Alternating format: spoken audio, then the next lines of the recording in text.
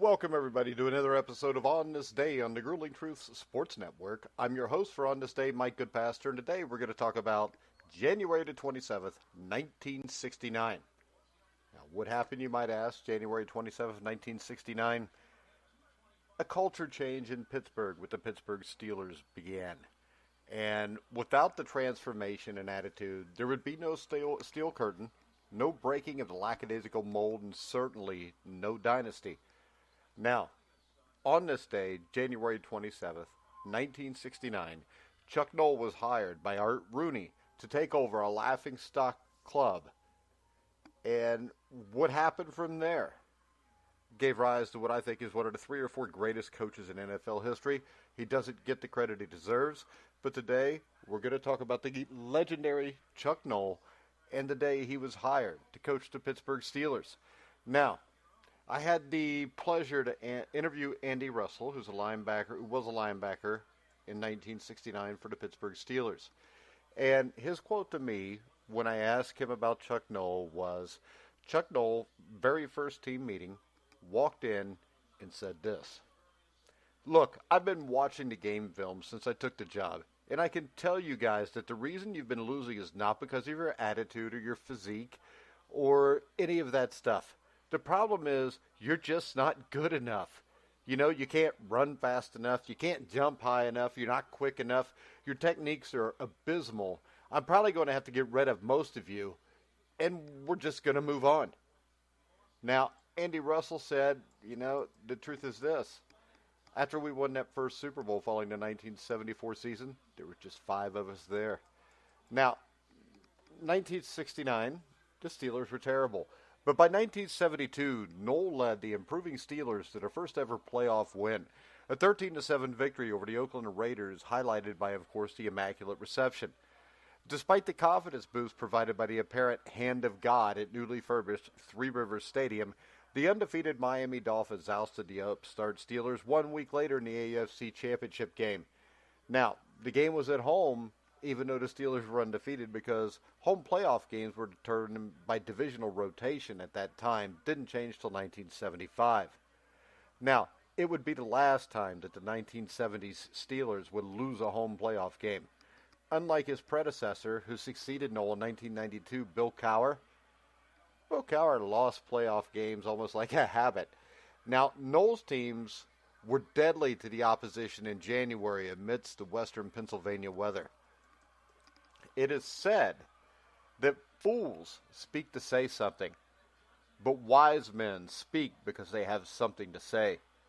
Noll's wisdom shined through in his terse, infrequent words, and often that wisdom was the understanding that winning would be proportionate to the ability of the players on the field. The best scheme would be rendered moot without the talent to pull it off. As such, Noll prayed for 260-pound tackles, but he certainly didn't shy away from praying for elite players at any given position. He must have prayed hard. He was rewarded with Hall of Fame talent. Beyond himself, the coach worked with talent such as defensive tackle Joe Green, linebacker Jack Ham and Jack Lambert, quarterback Terry Bradshaw, cornerback Mel Blount, running back Franco Harris, L.C. Greenwood. The list goes on and on. Now, Pittsburgh rose from pretenders to contenders in just a few short seasons. The ascension from contention to championship occurred when Noll and the Steelers produced the finest draft class in NFL history in 1974. With the 21st pick of the first round, they chose USC's Lynn Swann.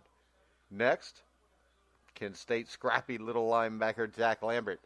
Later in the selection process of that draft, they also picked up John Stallworth, Mike Webster, and all 4 of these guys made the Hall of Fame. All 4 had one more impressive thing in common: 4 Super Bowl rings by the time their career was done. Now, after John Madden, Raiders coach, announced the Raiders' divisional playoff against the defending champion Dolphins had been Super Bowl 8.5, Coach Chuck Noll took notice. The 74-75 Steelers took care of the Buffalo Bills, shutting down O.J. Simpson 32-14 in O.J. Simpson's only playoff appearance, setting up a date in Oakland at the old Alameda Coliseum between the Raiders and the Steelers. Now, Noll did not believe in motivational speeches, citing that they would become redundant and ineffective over time. He chose an appropriate time to go out of character, speaking to his club with a setting yet confident emotion. The Emperor changed his voice subtly, adding an undertone of defiance. And this is what he said the first practice before that AFC Championship game. You know, the coach of the Raiders said the two best teams in football played yesterday, and that was the Super Bowl. Well, the Super Bowl is 3 weeks from now, and the best team in pro football is sitting right here in this room. For all the whooping and hollering of the Grudens and the Ryans of the world, Noll showcased that pushing the right buttons isn't a matter of mashing buttons and finally hitting the right ones. In this case, it was a matter of knowing for damn sure what button needed to be pressed and then pressing it. Playing what many of those Steelers described as their best game ever, the underdog Steelers went to California and subdued the Oakland Raiders 24-13 to earn a berth in Super Bowl X. Now, those who speak, I meant Super Bowl IX, but those who speak against Noll's accomplishments note that he didn't have the pressure of free agency. And while there were fewer teams in the NFL, there were 24 squads post-merger. Those squads were not watered down in terms of talent. Sure, players loyally stayed with the Steelers for their whole careers, but talented athletes stayed with other franchises also. When the Steelers beat the Raiders in the AFC Championship, they took out a team that featured Ken Stabler, George Atkinson, Jack Tatum, Fred Biletnikoff, Willie Brown, Dave Casper, Ted Hendricks, Art Shell, Gene Upshaw, Cliff Branch. I could go on and on. And even for the talented Steelers, any lapse in coaching back in those days would have surely resulted as a loss at the hand of such talented teams. Now, with such skill more concentrated, it's not a stretch to say that the best teams for their era have slowly diluted as years have passed.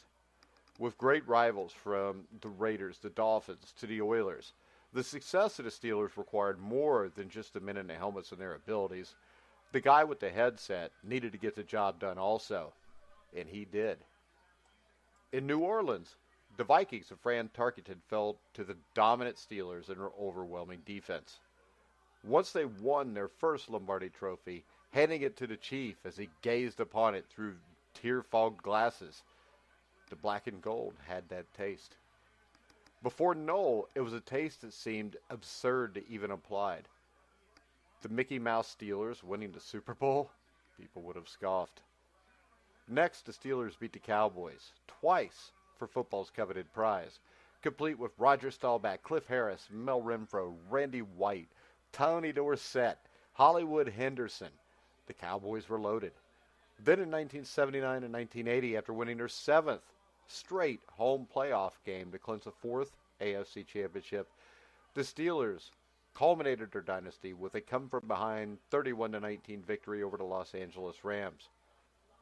For a team considered among the dregs of professional sports a mere decade before, the transformation into the most dominant modern era in the NFL seemed miraculous.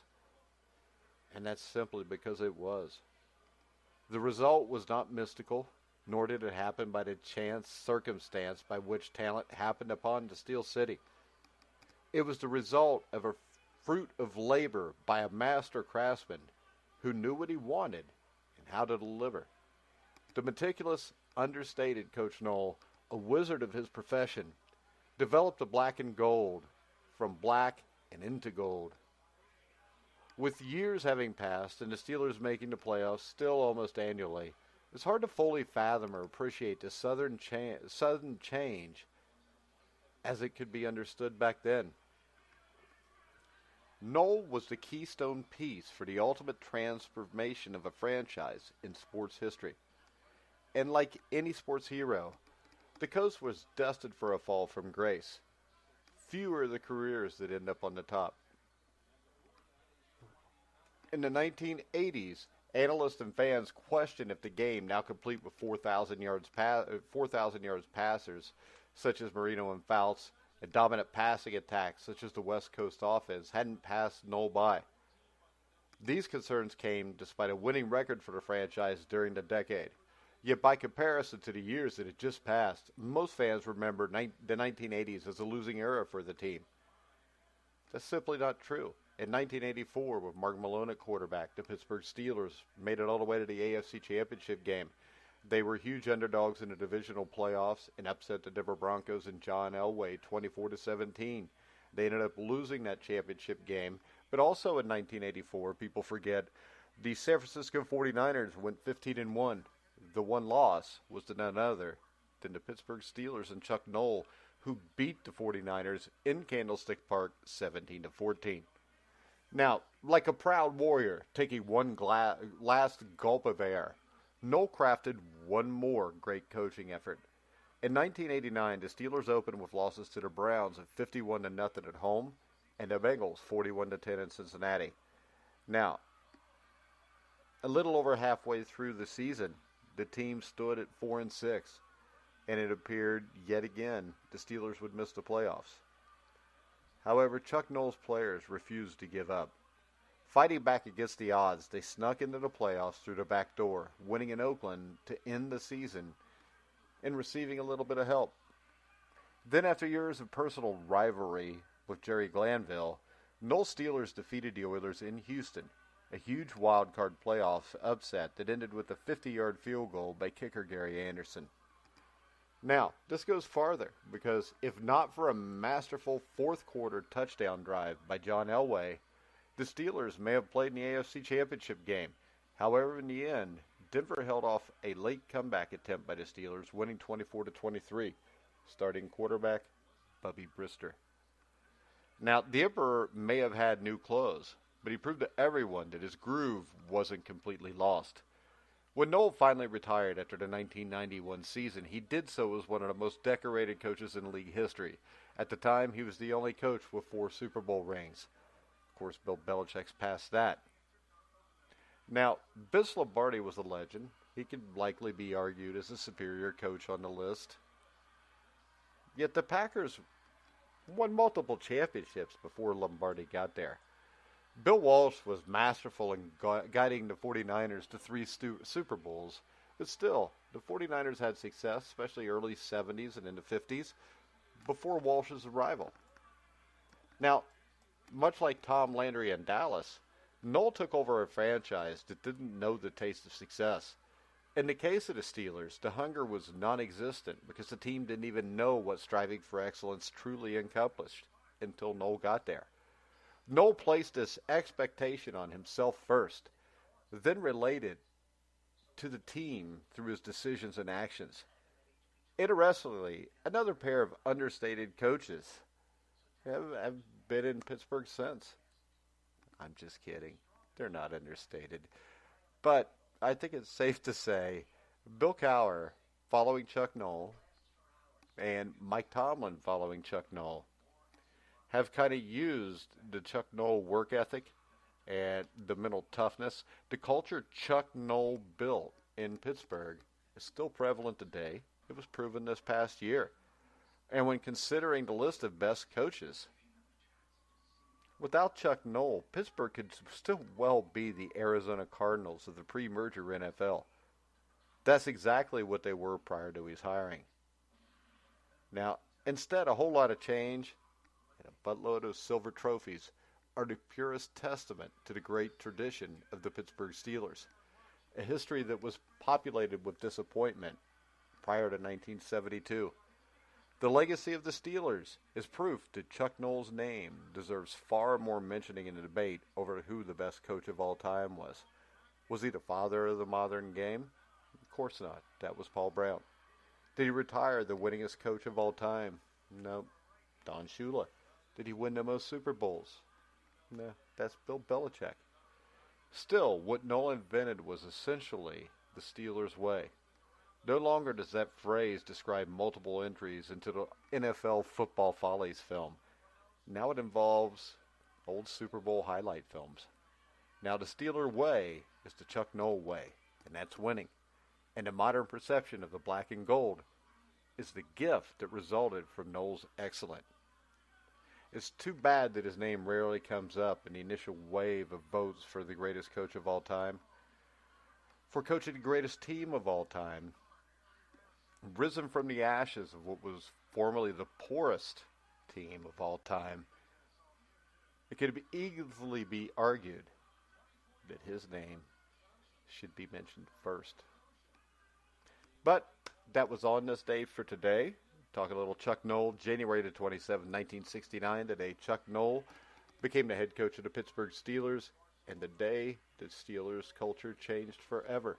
I'm your host, Mike Goodpaster. You can find me every day on thegruelingtruth.com. You can follow us at Grueling Truth, and you can hear us on any place that has podcasts, including Spotify, iHeartRadio, iTunes, TuneIn, Spreaker, Stitcher. Wherever you find podcasts, you'll find The Grueling Truth. So for now, this has been Mike Goodpaster. You've been listening to The Grueling Truth, where the legends speak.